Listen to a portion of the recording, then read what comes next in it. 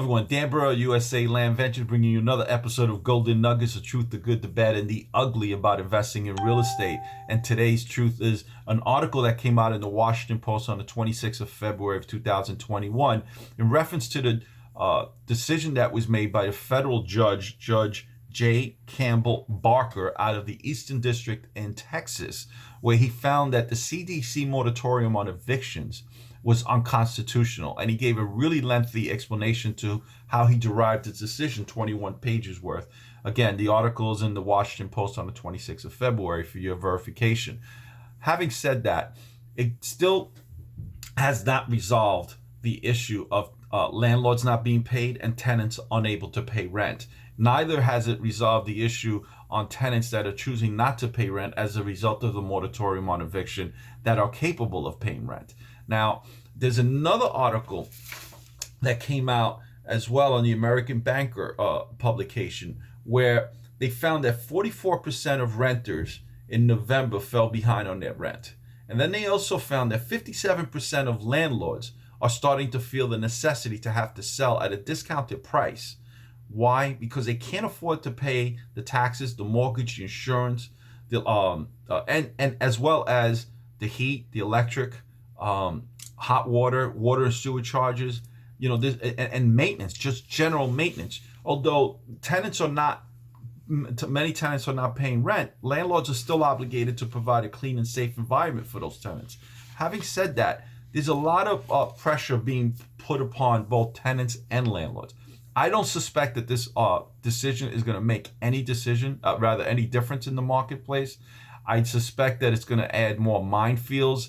I suspect that we need, us as landlords, as well as real estate investors, we need to have this information so that we could decide what sector of the United States to invest in, especially if we need to decide or figure out, are they friendly states or unfriendly states to landlords.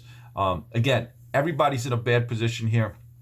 There are renters that are going to lose that moratorium that are actually deserving of it because they've lost all of their income. However, but does that fall on the shoulders of the landlord? The landlord still now has a lot of expenses that he still has to pay. And then of course you have those renters that are taking advantage of the situation, that landlords don't have their big stick, which is just the eviction process, and just not paying rent, although they very well can, that didn't lose their jobs, right? So this is a terrible situation for both landlords as well as tenants. What I found most disturbing was that $25 billion of the stimulus package was set aside for rent assistance for those individuals that need it, that are falling behind on their rent. Where's that $25 billion rather? How is that $25 billion going to eventually make its way to the landlords?